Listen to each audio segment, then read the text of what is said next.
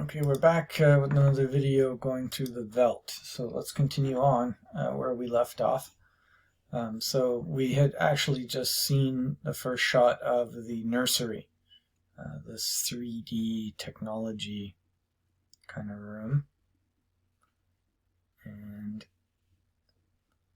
the wife was concerned something was wrong with the nursery, and he's saying it feels like a little bit too real. The hot sun came out in this African veldt and seems fairly normal. He's like, I don't see anything wrong. And she said, wait a minute, you'll see.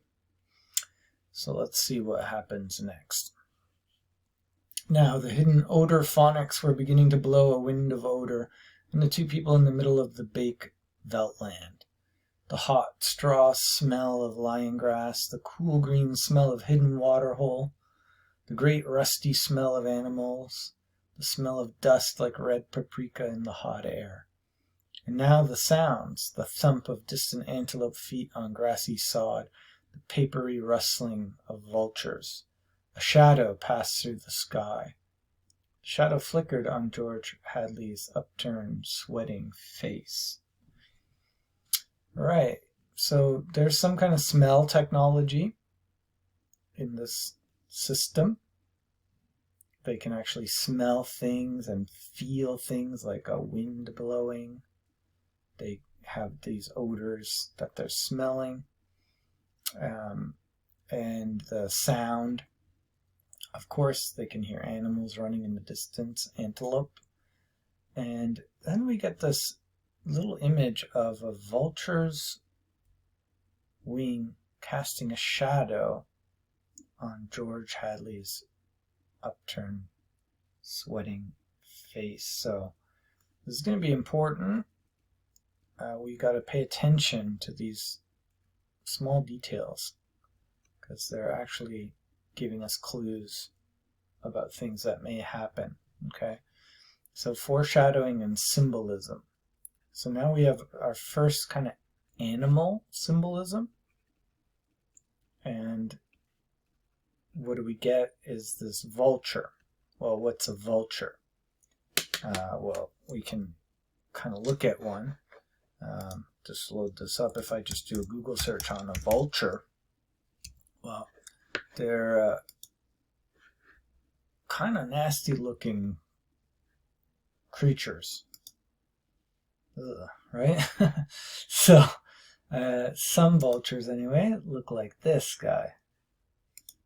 And sorry if you're watching this video and you're creeped out. Some don't look as nasty as those guys, but you can see that sharp beak, very, very pointed, hooked beak.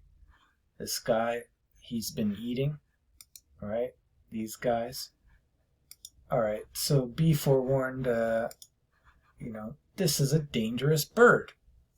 And they are famous for being associated with death. Okay, so vulture symbolism is connected with death, darkness. Not all vultures are black feathered, but a lot of them are. So that death and darkness kind of thing is because of their black feathers and their red looking feathers and their red looking blood like skin color on their head. Okay, they are carrion eaters. What's carrion? Carrion refers to dead bodies, dead things, dead animals or people. Okay, so carrion eaters. So they, because of that, right, that's the connection with death, because they eat dead things, dead animal bodies. And what they'll do, a vulture, will hover around. So, these people are kind of walking through this long desert, trying to go somewhere, and there's no water around, and who knows how long. They might die out there, the sun is blazing on them. And what vultures will do is they'll just kind of hover above,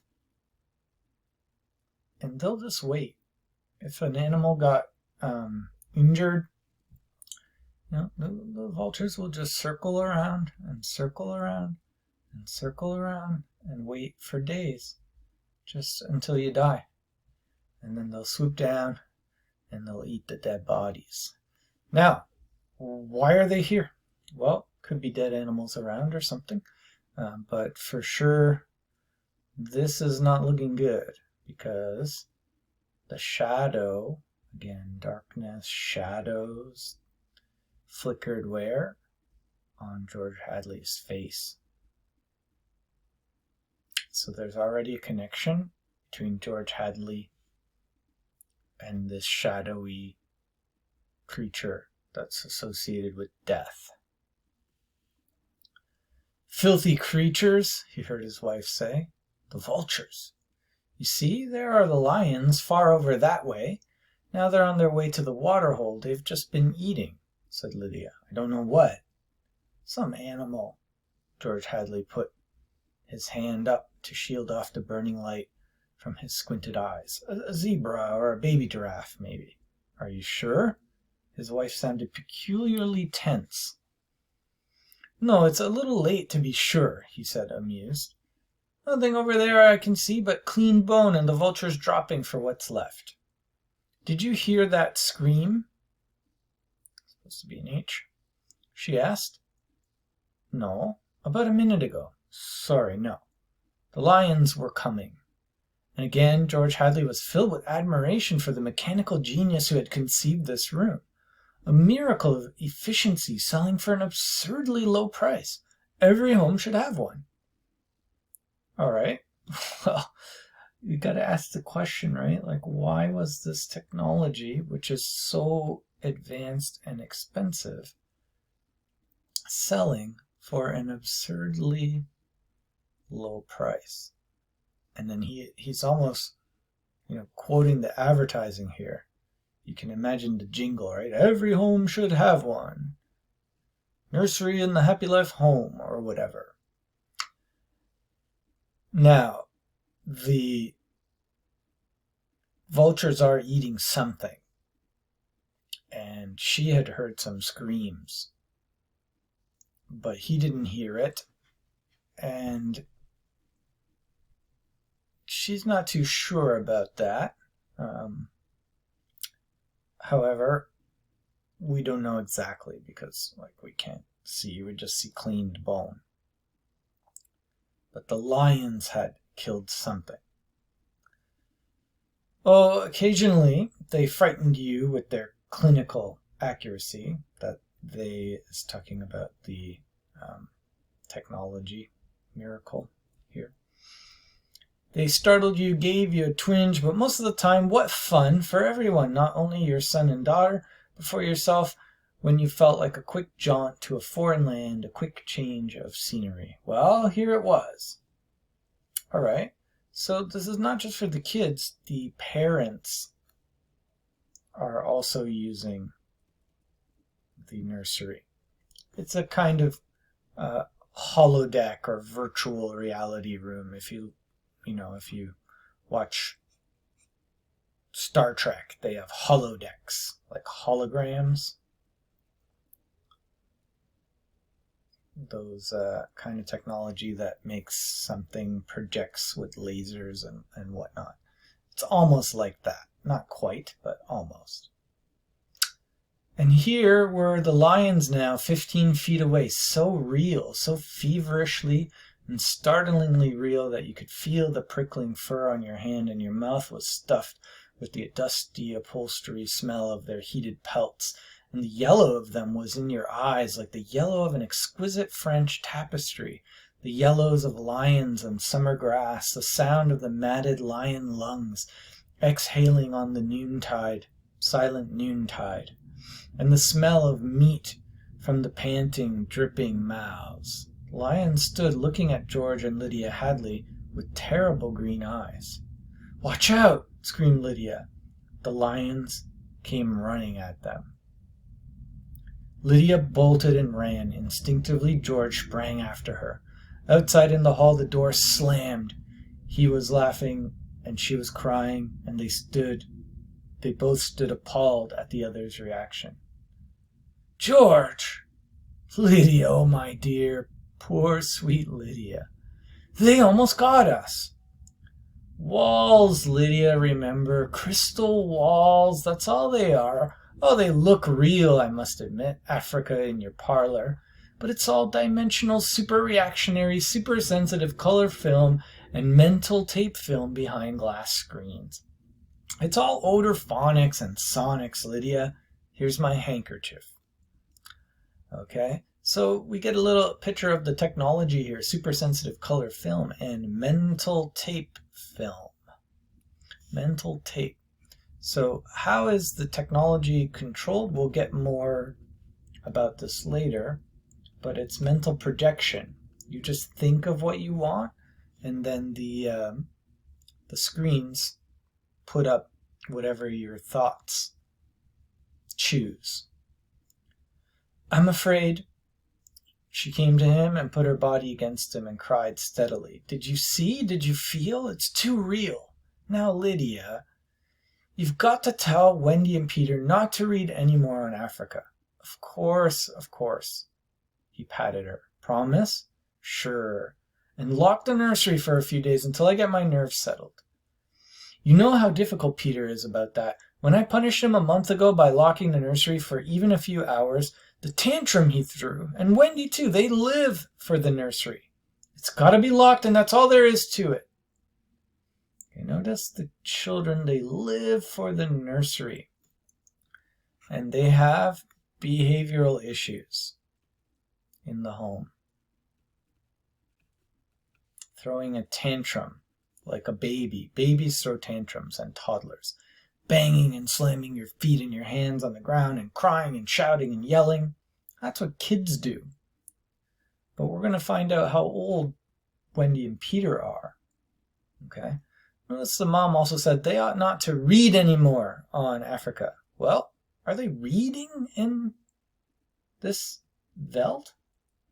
No. It's interactive technology. It's not reading. But notice how their terms have changed as the technology changed. That's an E, sorry. All right, he locked the door. Locked the huge door. You've been working too hard. You need a rest.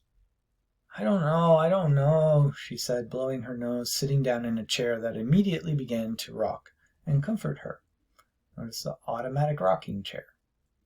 Maybe I don't have enough to do. Maybe I have time to think too much. Why don't we shut down the whole house off? Why don't we shut the whole house off for a few days and take a vacation? You mean you want to fry my eggs for me? Yes, she nodded. And darn my socks? Yes, a frantic, watery-eyed nodding. And sweep the house? Oh, yes, yes. But I thought that's why we bought this house, so we wouldn't have to do anything. That's just it. I feel like I don't belong here. The house is wife and mother now, and nursemaid. Can I compete with an African Veldt? Can I give a bath and scrub the children as efficiently or quickly as the automatic scrub bath can? I cannot. And it isn't just me, it's you. You've been awfully nervous lately. So notice the roles that the house has taken over.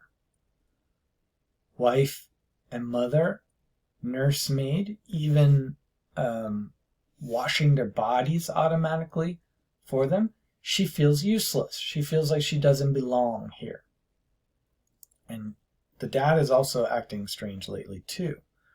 I suppose I have been smoking too much. You look as if you didn't know what to do with yourself in this house either. You smoke a little more every morning and drink a little more every afternoon and eat a little more sedative every night. You're beginning to feel unnecessary too. Am I? He paused and tried to feel into himself to see what was really there. Oh, George, she looked beyond him at the nursery door. Those lions can't get out of there, can they? He looked at the door and saw it tremble if something had jumped against it from the other side. Of course, nothing.